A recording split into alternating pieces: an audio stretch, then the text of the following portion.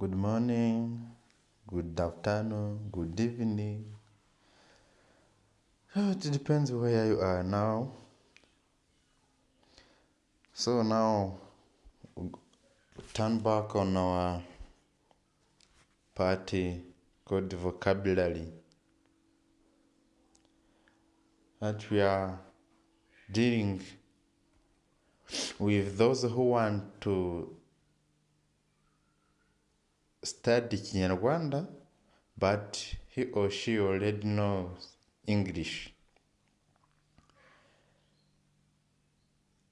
First, Kinyarwanda is a language that is used by people from Rwanda.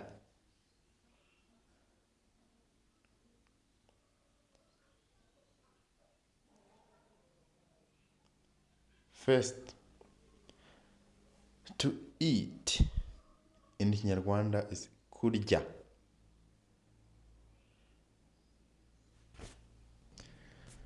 The noun from that verb is ibiryo.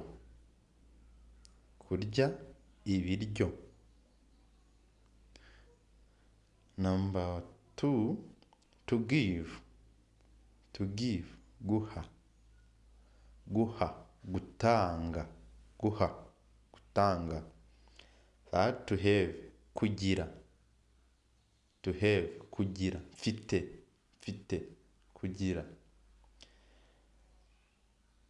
To study, kwiga. To study, kwiga. Study, amasomo. Noun from verb to study, which is called study, in Kinyarwanda is amasomo. Kwiga, amasomo.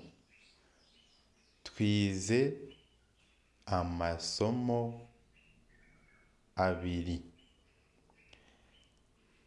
To go, kujya, kugenda. To do, gukora.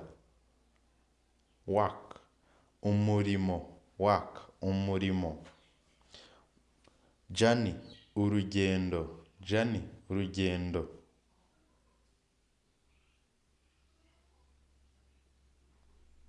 And even to walk, walk. Work, umurimo. Work, gukora. Walk, walk, urugendo. To ask, kubaza. Gusaba. To ask, kubaza cyangwa gusaba.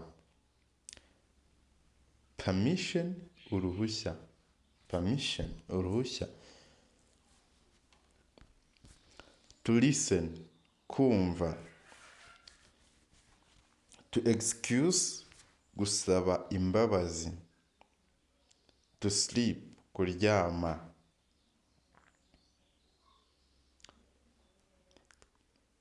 We saw kurya, ibiryo, gutanga, kugira, kwiga, kujya, gukora, umurimo, kugenda, urugendo, kubaza cyangwa gusaba, kumva, gusaba imbabazi, kuryama. Kurya, to eat, kurya. To sleep, kuryama. To ask, gusaba. To listen, kumva. To give, guha. To study, kwiga. So thank you. I hope you enjoy this video. If you want another video for studying Kinyarwanda, you can make a subscribe and then notification and then share to those who want to study Kinyarwanda. This channel will give you different video which can help someone to study well Kinyarwanda as initiation.